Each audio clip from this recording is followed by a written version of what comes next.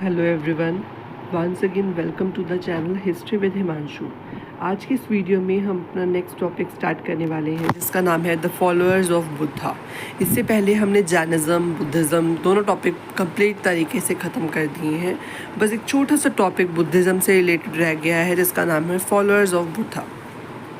हाँ जी, तो अब मैं आपको इस टॉपिक में बताने वाला हूँ कि मतलब जो बुद्धा से रिलेटेड लोग होते थे, जब वो अपनी लाइफ को त्याग देते थे तो वो क्या करते थे और किस को ज्वाइन करते थे। वैसे हमने थोड़ा सा इसका जिक्र करा हुआ है कि जब भी बुद्ध धर्म से रिलेटेड कोई भी इंसान अपनी ज़िंदगी को छोड़ देता था, त्याग देता था, अपने रिसोर्सेज को त्याग देता था, तो वो संघ को ज्वाइन कर लेता था।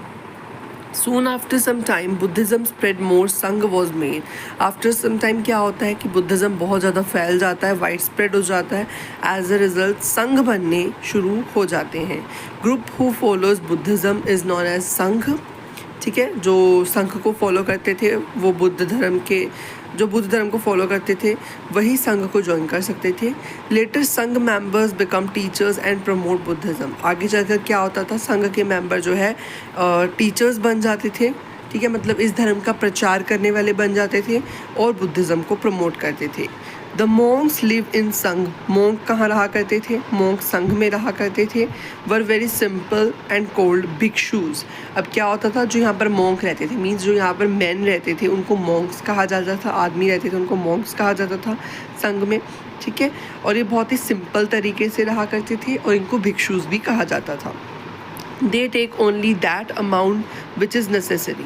और खाने के लिए इनको जितने खाने की ज़रूरत होती थी ये उतना ही लेते थे, उससे एक चम्मच भी फालतू ये नहीं लिया करते थे। In early time women can't be the member of संघ। स्टार्टिंग में वुमेन जो थी वो संघ का मेंबर नहीं बन सकती थी, but later it can be the member. Ananda allow womens to entire. अब क्या होता है, पहले वुमेन जो थी वो संघ का मेंबर नहीं बन सकती थी, मींस नन्स को अलाउड नहीं था इसको ज्वाइन करना। बट लेटर क्या होता है, आनंद की कंट्रीब्यूशन से, आनंद एक मतलब फॉलोअर थे लॉर्ड बुद्धा के उनके टाइम पीरियड में। ठीक है, तो उनके जो है मतलब उनके अलाउंस की वजह से जो है लेडीज़ ज्वाइन करना शुरू कर देती हैं संघ को।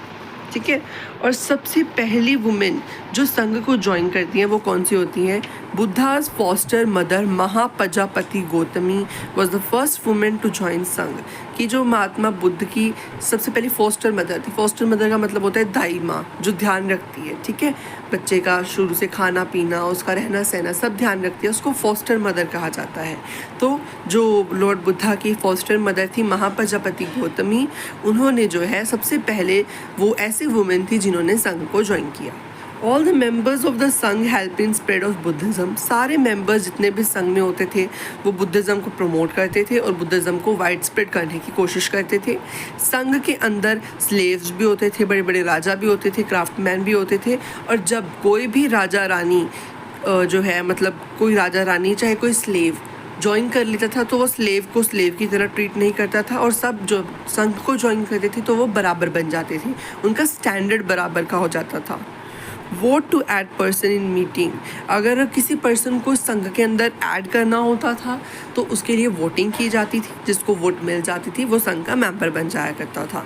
Buddhism can't decide status by birth, Karma matters a lot. Buddhism क्या कहता है कि जो इंसान का स्टेटस है वो बाय बर्थ नहीं डिटरमाइन किया जा सकता, जैसे हिंदू धर्म में होता था।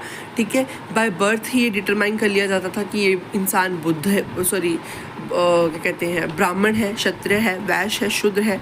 कर्मा बहुत ज़्यादा महत्व रखते हैं, ये बुद्ध धर्म का मानना है।